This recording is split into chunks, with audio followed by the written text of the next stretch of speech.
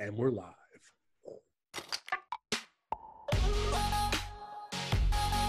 Welcome to Fall Forward Radio. There he is. There's the J Hawk. Bobo. What is up, my friend? How are you? Doing well, my friend. How are you? Good. How's the lizard? Tell me, where's the lizard from last week? Got an update from the wife this morning. The lizard has been found and is now in the bathroom. But is he got a home, or is he just ready to jump out? Is he tormenting her?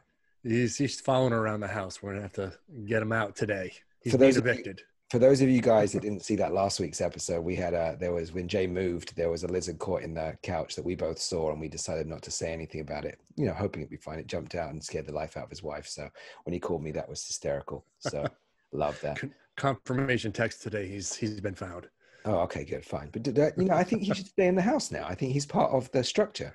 Yeah, I might not be able to find him for some reason today. I don't know. There you go. Good idea. So, dude, got a little update last week. I was on TikTok, as you know. Go. TikTok fan now. And one of the Scott D. Henry, one of our one of our shows that we had, episode 6, he decided to do what's called a love slap. Have you ever heard of that?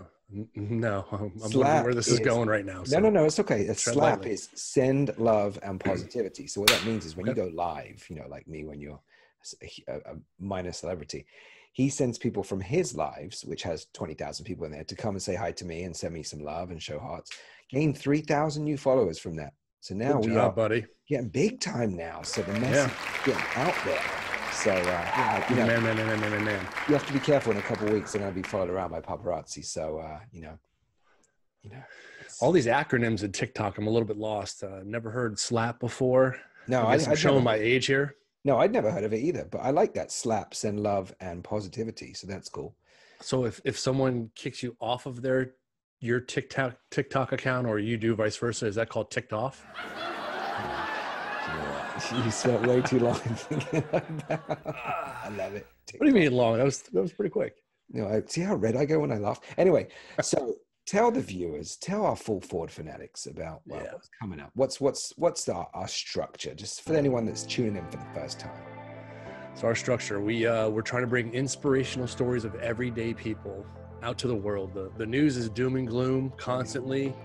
We want to help bring positivity and good stories, things that you haven't probably heard or you may have heard, but we want to bring that person on live and talk to them about their story. So hopefully that'll bring new ideas, and we're hoping that our viewers out there have a family member or a coworker or someone within their home as well that they know that they can share their story with us. Very well said. Excellent. Thank you. Yeah, it's like me interviewing you, asking you a question. You just did fantastic. I felt like I was on the hot seat. Were you nervous? No. That's how people feel with us. We're very intimidating. We're two guys, two dads. What's on the show today, friend? Coming up today. So as Jay said, we like to keep all topics, a big array of topics covering off lots of different areas. And way back in episode 3 with Amy, we talked about mental health. And we are circling back around because next week, September the 6th through the 12th, I believe, is National Suicide Week. So we have a guy on Suicide Prevention Week. Yeah, we have a guy on today, Jonny Benjamin MBE. You'll find out what that means in the interview. He's going to talk to us about his incredible story. And I know we say that a lot, and all of our stories are fantastic, but this, you'll see in the video just in a couple of seconds before the interview, what he's been through and what he's achieved, and how, a friend, a stranger that came to help him has also changed his life. So with that being said, go ahead and roll the MP4 versus Here we go. Roll the tape.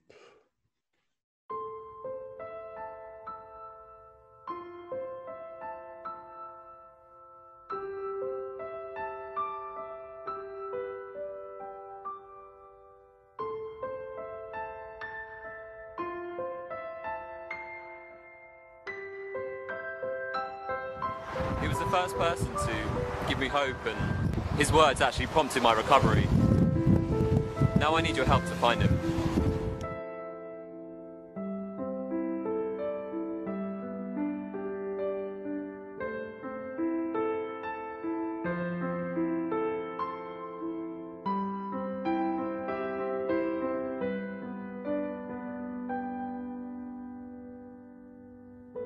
When he walked through the door, I was just a bag of nerves. I've never been so scared in my whole life. Hiya. How you doing? Good. I'm in it. How are you? I'm alright. Yeah? I'm alright. You? Good. I didn't instantly recognise him, but there was something there. There was something that was familiar about him as he approached me. I saw you on the TV. Yeah, I saw you speaking on the TV. Don't be nervous, honestly. And then it was when we sat down, we began talking. There was a moment when everything just came back to me, and I could see him there on that bridge, and there he was now in front of me, and it was just overwhelming. It's just unbelievable, because, oh my gosh, like, you know... Do you remember me? Yeah, now I've seen you, like, it's all coming back. Really? You standing on the side of me, and He definitely said, it's all coming back now, and I can remember your mannerisms, and I can remember your voice, and, you know, I can see you. you can tell, like, he understands, and he doesn't judge, and just sits there with his kind of, this big smile, and I think everyone could do with a friend like Neil.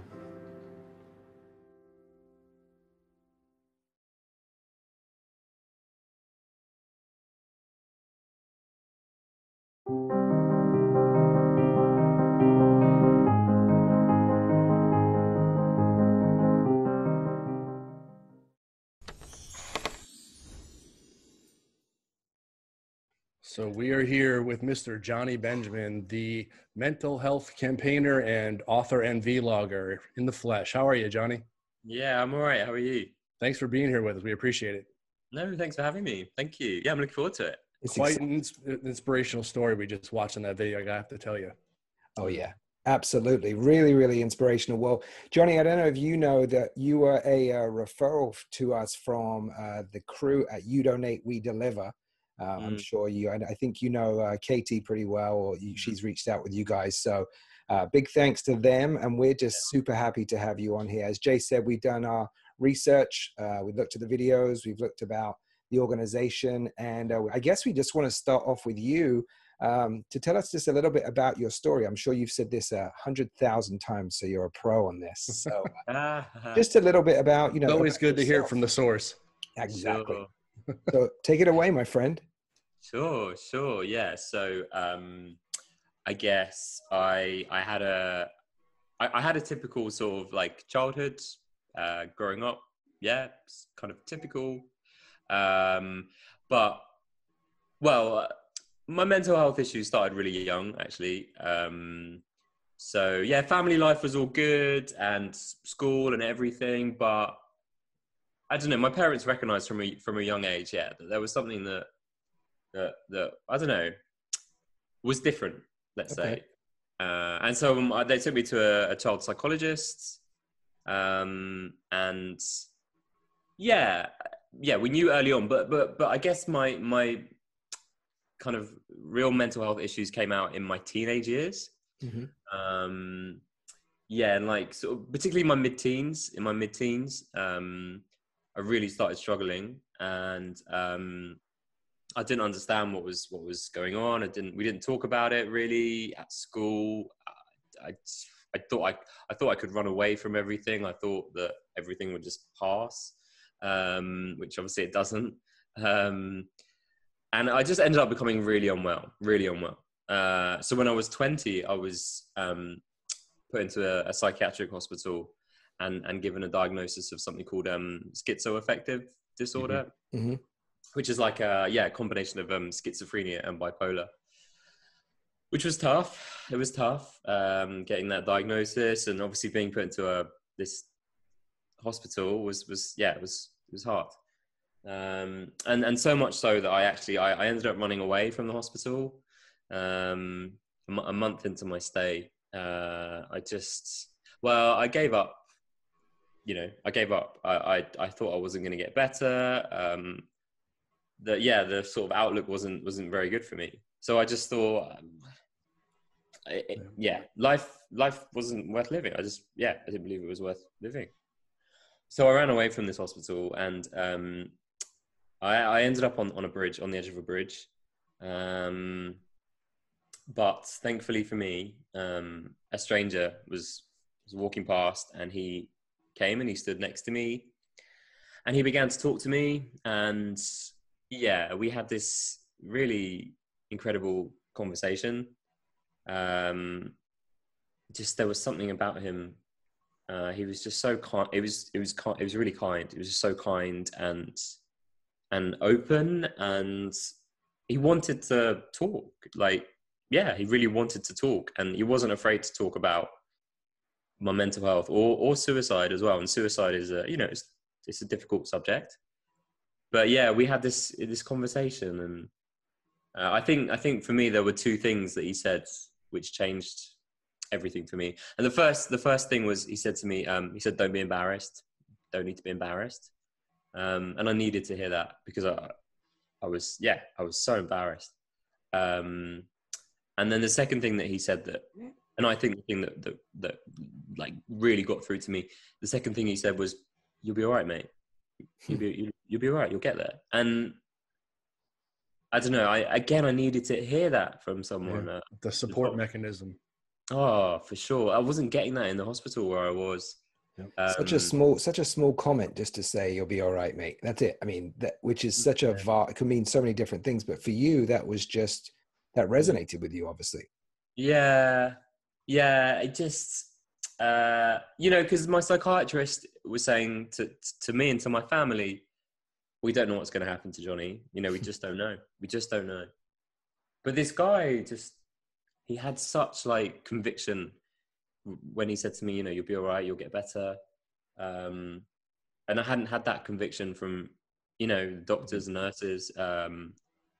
And he just, I don't know. Yeah. He said it in such a simple way. Do you know what I mean? Like, "You'll be all right. Like, you'll get there." And yeah, I had to hear it from someone. So, What a perfect stranger at that.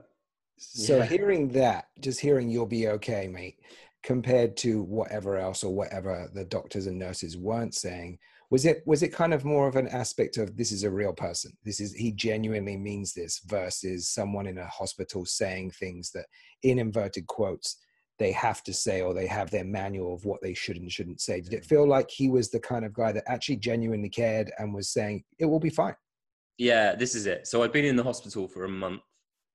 And so to be honest, I was on what they called the suicide ward, which is like where, someone is watching you 24/7.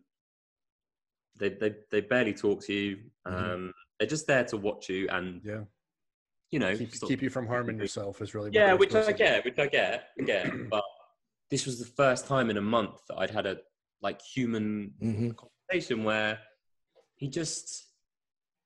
he wanted to talk and he wanted to listen. That was the thing, listening. I think in the hospital, people didn't have time, and I get it, they're busy, I get it. But this guy was like, "Mate, I'm not going anywhere.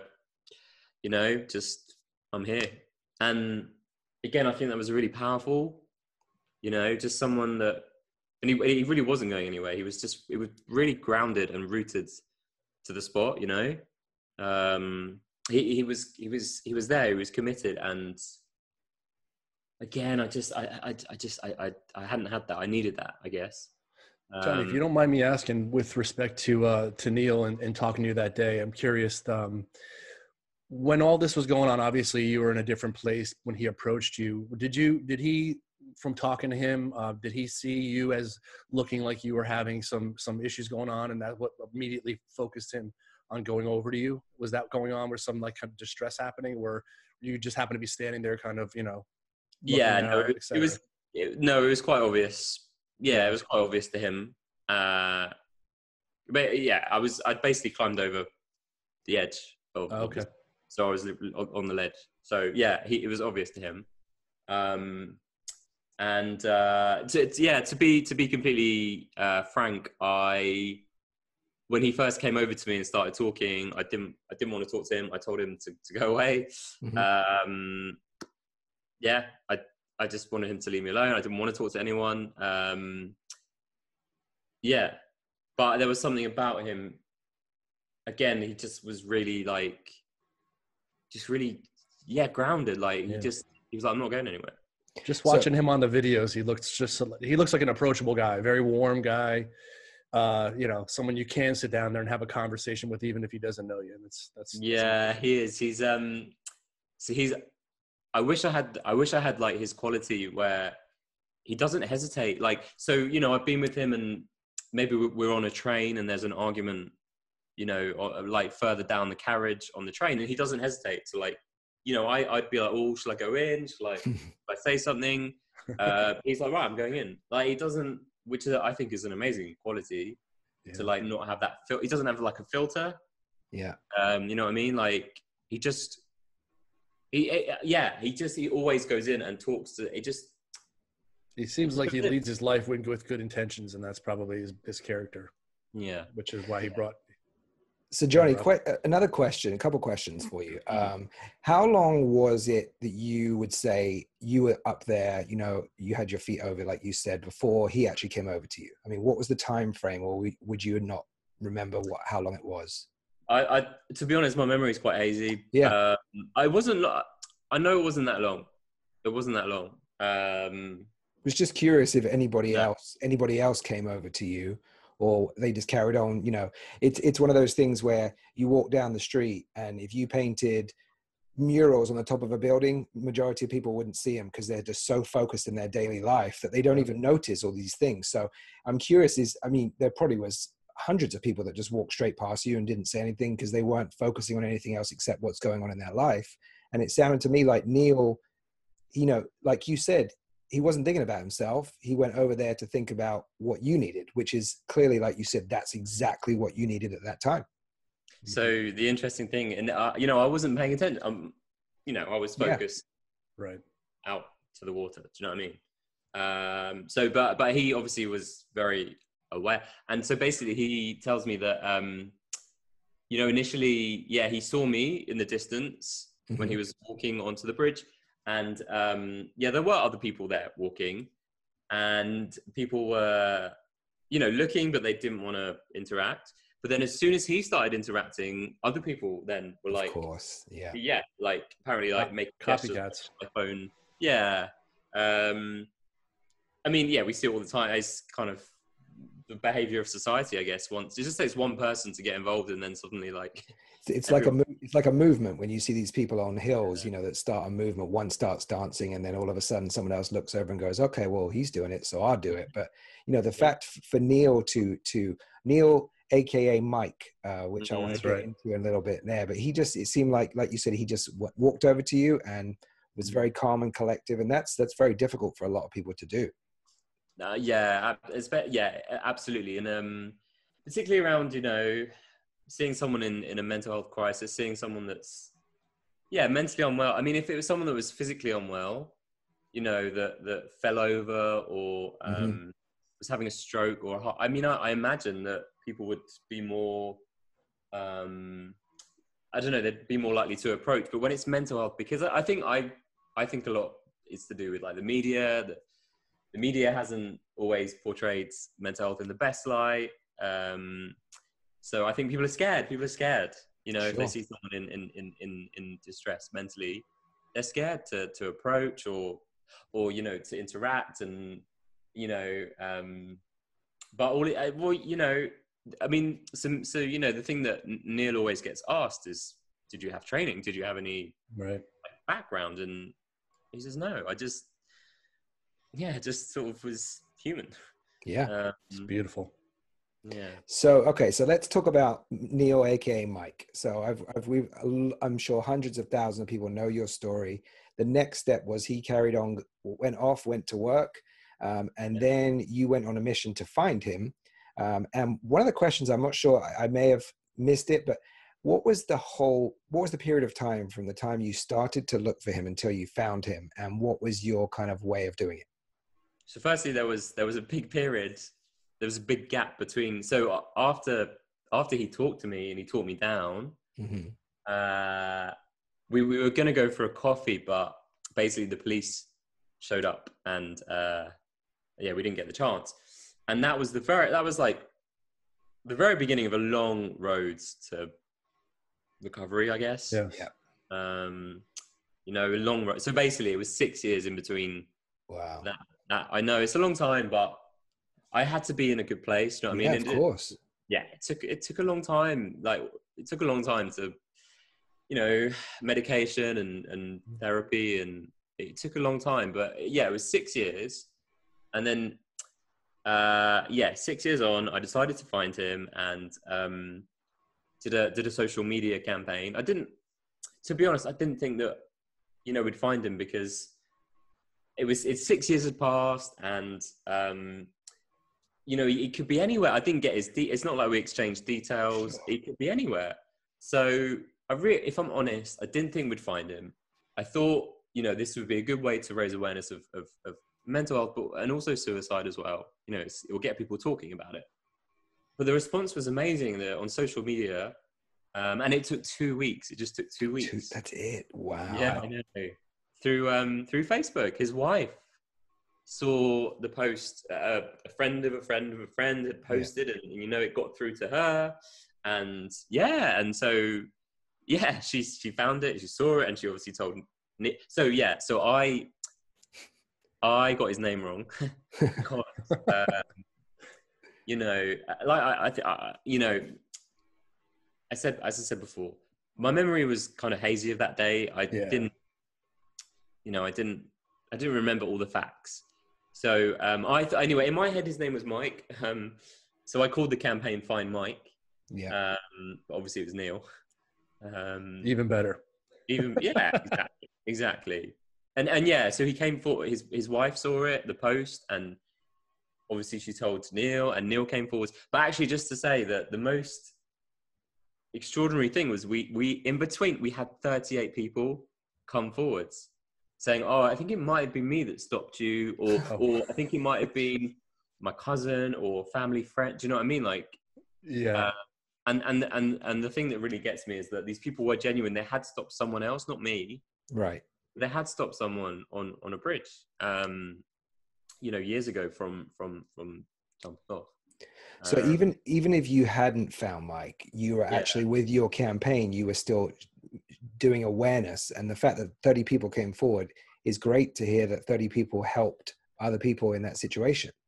It was, do you know what? Yeah, absolutely, for sure. And people from all over the world were messaging in, and it made me realize just how many people are affected by mental illness and suicide as well. You know, I mean the statistics are shocking. It's every 40 seconds someone takes their own life around the world. For men, it's one man every minute.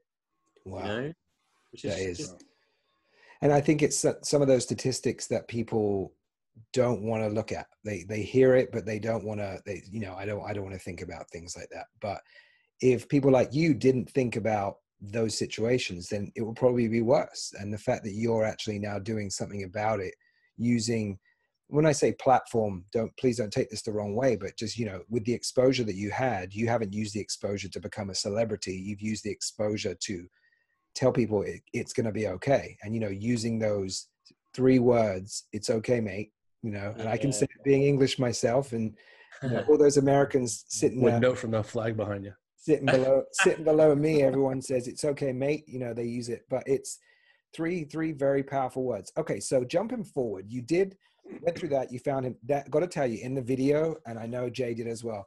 If it was emotional for us to see the two of you reuniting, I can't even imagine what was going through your head. I mean, did it flash you back to that situation, or was it just? I mean, tell us exactly what went through your head. Well, I was so nervous. So the whole thing was being filmed. It was being filmed as part of a kind of charity film. It then got made into a documentary. So you know, the cameras were on me, and I was so nervous because I don't know. I wanted to remember everything as soon as he walked in, and it took me a moment. You know, I was pretty overwhelmed. But yeah, so, you know, he came in the room and we sat down, and he started to talk, and he started to use his hands and like gesticulate, and I don't know, he made a gesture, and suddenly like it unlocked everything in my head. Like I was there, I was back on the bridge, I could see him. It was unbelievable. Like, it was really unbelievable. yeah, it's hard to put into words, to be honest. I'm sure. Yeah, it was really, yeah, it's just, he was just so sort of humble, you know. He was just like, oh, I didn't do anything.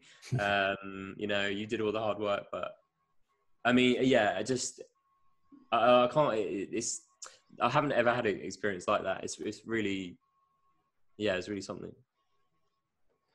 So, okay, so you've done the video, you've met with Neil, and then jump forward again to the We Are Beyond camp organization that you have. So I noticed 3 letters after your name that a lot of people over here wouldn't understand what it was. So I'm going to explain the MBE. So the Member of the Order of the British Empire. There you go, Jay. That's what it means. So how did that come about? How did you end up getting an award from the royal family and become an MBE? Where did that come from? I don't know how that. I mean, it was a real. And actually, just a funny story. I don't know if I should say. Well, anyway, yeah, I got this letter from the Queen in 2017, and yeah, so basically, it's this award, and it gives you these 3 letters. And someone said to me, "Oh, you'll get, if you put those letters when you book a flight, put those letters like at the end of your name on the flight ticket, whatever." And so I flew to, I think it was New York, soon after, and I put the letters on, and the authorities in the US were like, basically I didn't get an upgrade, and I got a really, they were like, what's this? Like, it's not on your passport. What's MBE? What you did? Like, it was funny. Amy, Backfired. Yeah. Yeah, definitely. You think you'd get a warm welcome, but you got the opposite. JFK. Oh my gosh. I love that because it wasn't on your passport, they were wondering, you know, what that meant. That was the most important thing, that it didn't match up exactly with what on the passport. I've gone through that before when trying to book flights, and I put Rob instead of my full name, and then they say, "Oof, you know, we can't really change that." I'm like, "Are you kidding me?" That's the most important thing. So, Johnny, $1 million question here: did you meet Prince William or Harry at the time? Yeah, so that's the thing. So myself and Neil, actually, we met Prince William a few times, and Harry as well, actually. That's great. And we actually decided to run the London Marathon for their mental health charity that they set up. And yeah, Prince William actually gave me the award, this MBE, which was, he's just really he really, well, they all really care about mental health, which is amazing. Mm-hmm. So they all, yeah, I mean, it's not just the kind of, it really means so much to them. You know, I think, well, you know, obviously the way that Harry and William lost their mum, I mean, you know, of course it's affected their mental health. They're very grounded. They seem very grounded. Oh, they're really, yeah, they are. And they, yeah, so they really, really care about this issue. So, but to be honest, soon after I got that award, I became unwell again. I had a relapse, and I was invited to Buckingham Palace to get the award, and I didn't think I was going to make it because I was in hospital the week before. But yeah, thankfully my psychiatrist let me out so I could get the awards. But that's kind of the nature of, you know, well, my mental health. It's, you know, something that I have to, well, something that many people have to manage, you know, and ups and downs, but you know, yeah, there is support out there. I'm really lucky. I've got really good support. I'm really lucky. Well, that brings us on to your organization. So the We Are Beyond, and looked into that very thoroughly. I love your mantra, if you like, of beyond labels, beyond lack of treatment, beyond long waiting lists, and beyond limits. And I saw something on the homepage that blew my mind. And it said the average wait time for help with mental illness or mental states is 10 years. Is that right? Wow. Is it looked upon as not being, I guess it doesn't be looked upon as something that is important? There's so much work to do. I mean, the statistics they're shocking. They're all around. They're just shocking when it comes to, yeah, particularly young people's mental health. So our charity is focused on the what we call the early intervention side of mental health. So getting in early and treating early. I mean, you know, because of this work that I'm doing, I've traveled around the world, and it's the same everywhere, all around the world. It's just like, you know, often it's mental health issues develop in teens, in the 20s, and they're just not treated. There's not the education, there's not the tools, there's not the access. There's so much to do. We focus on mental, you know, like I said before about, you know, if someone falls over in the street and they break their leg, or if someone has a heart attack, they'll get, well, hopefully they'll get help and treatment straight. You can't, if someone comes in, you know, and to the hospital with a heart attack, people aren't going to be like, oh, we can't see you right now, come back in like 3 months. Yeah. Not going to do that. But when it comes to mental health, it's I hear it all the time, you know, someone will say, I really need help. And it takes a lot of courage to finally say that you need help. And then every time they're hit with this massive waiting list of, oh, well, you can't be seen for, you know, this amount of time. And it's just not good enough. Yeah, things really need to change. So that's why we set the charity up. Good for you. I mean, that, like you just said, is unfortunately mental health can lead to people harming themselves, even more so becoming physically injured. And it's terrible to think that it has to get to that stage where, you know, I told you I wasn't well, and now look at me here. And, you know, that's exactly as you said, not good enough. So with your organization, I know you work with a lot of grants that you actually give to other organizations, and that's what it's all about, correct? Yeah. So because again, the funding for mental health is just, it's not good enough, and particularly the funding for young people's mental health. So yeah, we are grant giving, and yeah, we give grants to organizations that are focused on, and actually not just kind of, a lot of young people I speak to, they don't want traditional maybe forms of therapy where you just sit and look at someone. It's hard, you know, it's hard to sit with a, right.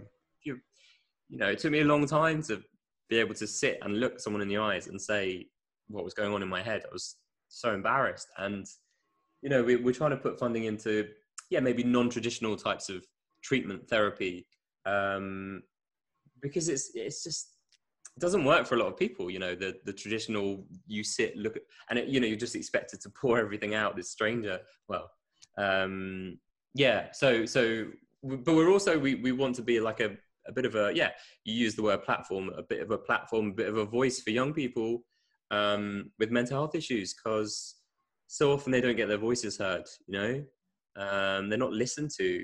And yeah, we want to change that. I can imagine for the young children too that are going through something. Again, they're keeping it to themselves.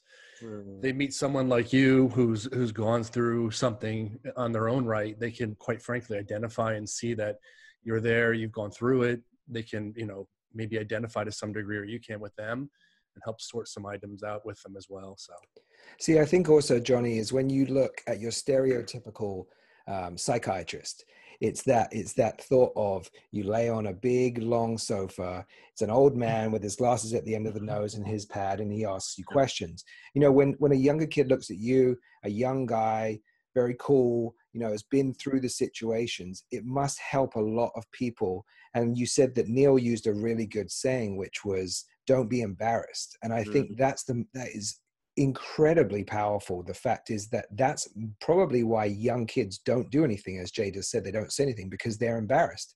You know, again, it comes down to the people around you to take you seriously, or just brush it off and go, no, you'll be fine. Don't, you know. So looking at you, so that's a really great platform. And as you, as a leader of that movement, the wearebeyond.org is so powerful for the younger generation. Yeah, I mean, I spoke to some young people today in a school, and that's my favorite thing to do, is because I just think if I'd have got that when I was at school, they didn't talk to us at all about mental health. And in fact, the only thing that we got, they played us the movie One Flew Over the Cuckoo's Nest. Yeah, literally one day I was about 15, 16, and they were like, oh, we're just going to watch this film. And that film, I mean, it scared me. It put me off talking. I thought I must be mad. Like, you know, I'm going to end up in a institution. I can't talk about what's going on. Put fear in you. Yeah. And so it's a real privilege to be able to now go into schools and, you know, colleges and talk to young people, and actually young people from, you know, from a younger age, because I think it needs to start, you know, mental health education needs to start really quite young.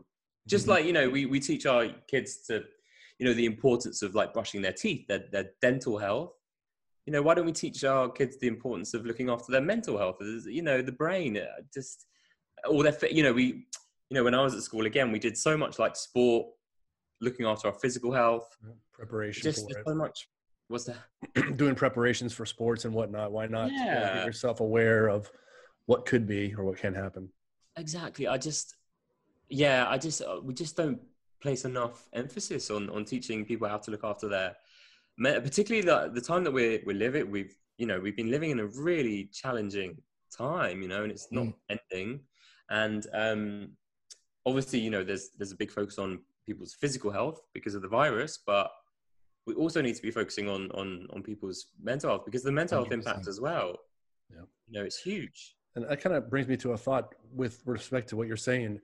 Are you doing any workshops online, or, you know, videos or Zoom meetings with folks and letting people kind of join and maybe even work with them in that sense? Yeah, no, we've done quite a few actually, in the past few months. And it's great. It's not the same, obviously, you know, doing it in person. I love doing it in person where you can, but yeah, no, absolutely. Yeah. It's a great alternative. Yeah, I've done quite a bit on online, and yeah, I'm concerned about sort of, the mental health impact when I talk to people online and they tell me their anxieties and their fears, and it does worry me. I just think we are focusing on people's physical health right now, which is really important, obviously. Sure. But we also need to be focusing on people's mental health right now and long term. 100%. So, Jonny, we always ask, we're a pay it forward kind of podcast radio show.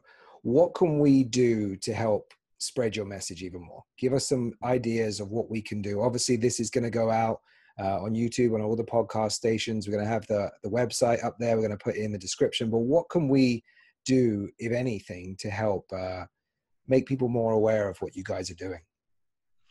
Well, talk to your kids. To your kids. You know, don't be afraid to have that conversation. And not just kids. I mean, just checking in on, but again, particularly during this time. I know quite a few people that have been struggling during this time, and just checking in on them. And you know, sometimes they don't want to talk, which, you know, it's hard. But don't be afraid to go back and, you know, check in again. There's a campaign in the UK called Ask Twice, and it's all about, you know, sometimes someone will say, oh, I'm fine. I'm fine. Do you know what I mean? But don't be afraid to go. If you think they're not fine, if you do think there's something that, you know, something's going, don't be afraid to go back, and particularly with men, actually. And you know, I know from my own sort of male friends and family, it's hard to get through.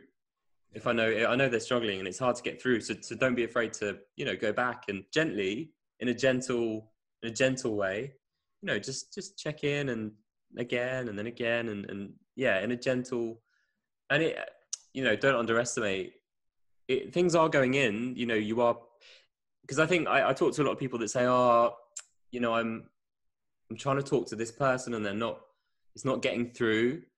And I say, no, it is. You're just kind of planting seeds, you know, just planting seeds. And then, I mean, for me, it took a long time for me to talk to like my parents, my mum and dad, they over the years, like my mum would leave like books about mental health around, and I didn't want to know at first. I didn't want to read that. I was like, what are you doing? Like, but gradually she persisted, and I started to pick these books up, and I was like, okay. So yeah, don't give up. Don't give up. You know, and if you're the person, obviously, that's struggling, just know that there is support out there. There is lots of help and support out there. So our charity, we're partnered with the Crisis Text Line. Okay. In the US, it's called the Crisis Text Line. In the UK, it's called Shout.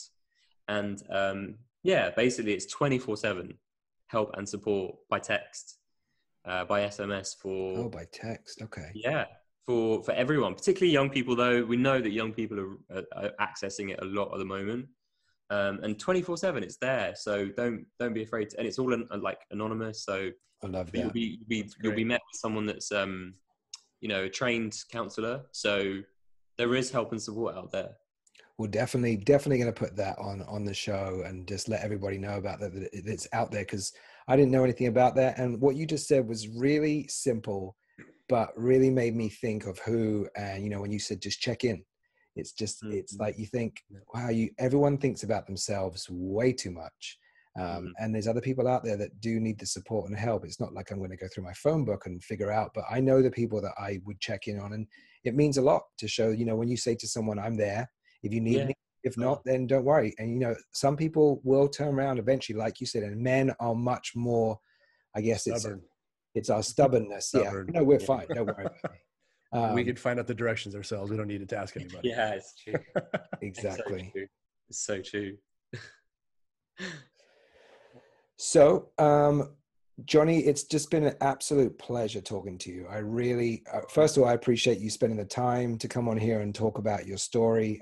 And it's just an incredible story. And I know you have a book out there. We're going to promote that as well. Definitely tell everybody about it. One of the things we do on the show right at the end, as I said with the Pay It Forward, is we try and ask our guests if there's anyone that they know of that they'd like to refer to come on the show and talk about anything with people helping people. So just wondering if there's anyone that springs to mind that you know of that you think would be beneficial for, the Full Forward listeners to watch and listen to. Yeah, oh my gosh, there's so many people, particularly in the world that I'm working in, like mental health. And actually we have, so as part of our charity, we have a youth board. Okay. So young people that are all doing amazing stuff. They've all been through their own experiences of mental illness.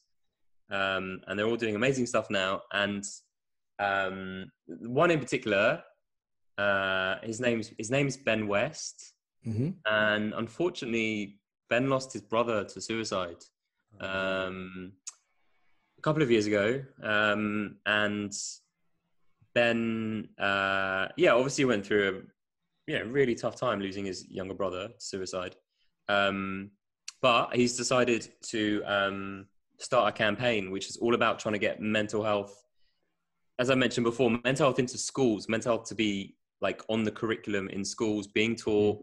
And this campaign has done, like in the UK, it's done amazingly.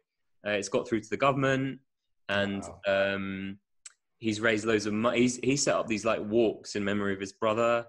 And again, they've spread all around the country and raised loads of money. And he's still a teenager. He's amazing. He's an amazing young man.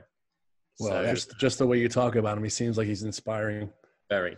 Yeah. Well, if you wouldn't mind reaching out to him and telling him that you told us and put us in contact, we'd love to get Ben on the show. So, Jay, anything else left that you want to touch on? No, I'm to be honest with you, I'm a little curious about Neil. You guys still together? Still working together? How is that going? So Neil actually just had his second baby. Oh wow! What was it? 3 months ago. 3 months ago. So at the moment, he's at home. He's an amazing dad, as you can imagine. So he's at home with his two kids and his wife. And I spoke to him 2-3 days ago, and he's doing really well. He's very much it's very much a family man. And this period, so the last few years have been quite intense. We traveled around giving talks, all over the world. And so he's just really enjoying this period. Obviously not the virus, but the lockdown period, because he's got to spend time at home with his family and basics. Yeah. So he's good. That's great. That's great to hear. Well, Jonny, we really appreciate you, like Rob said, joining us here. The story, where you're at today, where you've come from is remarkable. And look, we hope maybe we could be a little bit of help sometime too. Always reach out to us. We'd love to talk anytime. So all the best to you and your program. No, thanks so much. Thank you. Thank you, Jonny. It's been an absolute pleasure, and we'll stay in touch with you. Keep posted. Let us know when you become a knight of the UK, Sir Jonny. But right. Again, we can't wait to find out a little bit down the road how everything's going, and stay in touch. Amazing. All right. Thanks, Jonny. Take care, sir. Bye-bye. Take care. What a powerful message, I tell you. Wow, just sitting there listening to that story, what an incredible, it's like a movie. And like he said, you know, in the interview, that the movie rights will be out there soon, because that was, when you listen to it, I mean, you guys would have seen that we weren't talking that much. We were kind of like, wow. Such a great ending to the story, and the fact that he's now great friends with Neil, who helped him out. Look, it really makes a point here to everybody out there. If you've ever been out, and I know everyone has, with your family or alone, and you see something going on that looks a little bit off, most people are afraid to even act or be inquisitive of what's going on. Yeah. Granted, you want to stay out of everyone's business, but look what Neil did in this situation. He helped somebody avoid such a terrible outcome. And I ask everybody, please, if you see something going on, act on it. If you're thinking about it in your gut, you feel like see something, say something. You've heard that before. And the fact is that now Neil and Jonny together are working to help other people. And there is people out there everywhere. And I think everybody, especially since this pandemic, has been dealing with mental health, has been dealing with how they're going to get through things. So, you know, to have two people, although they're on the other side of the country, they are helping worldwide. So just incredible. Thank you, Jonny. Thank you, Neil. It's just been a kudos to you both about your story. So, Jay, celebrity guest this. Wait, hold on. Here it comes. Wait. Celebrity guest list. I don't think I'm ever going to get older. Get the jam. The jam. I'm going to make that my text message now. So every time I get a text, it's going to say celebrity guest list. Oh no. Okay, ouch. Moving on. All right. So this week, staying on the trend of the mental health aspect from our celebrities, I'm hoping to get Demi Lovato. Yes. Demi Lovato, amazing singer, amazing. Big advocate for it. Huge advocate. She works with a campaign to boost awareness called Be Vocal, Speak Up for Mental Health, which urges people to talk about their mental illness, to normalize it.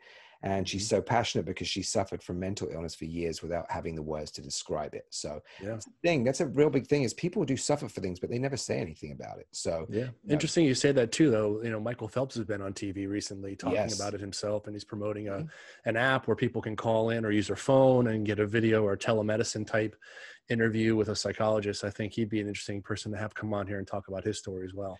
Well, only if we have time to fit in, because, you know, we're very busy. So that's Michael, right. if Mike, have your people call us. Yeah. You know, that's right. So, guys, well, listen, amazing. We don't want to keep you any longer today, because you've gone through an emotional roller coaster as we have. So Jay, do it. Something coming up. I got to tell you, not going to share it too much, but some really super duper exciting stuff. The new mantra for the show is we're going big.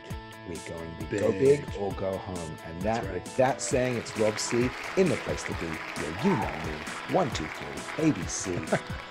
And Jay Hawk. Take care, everybody. See you next week. Take care. Hey, Fall Forward fanatics. Jay Hawk here. And Rob C. Don't forget to hit that subscribe button, as well as the notification bell. And also check out our website, fallforwardradio.com, and the Suggest a Guest section. And always remember to keep inspiring and keep falling forward. See you guys soon.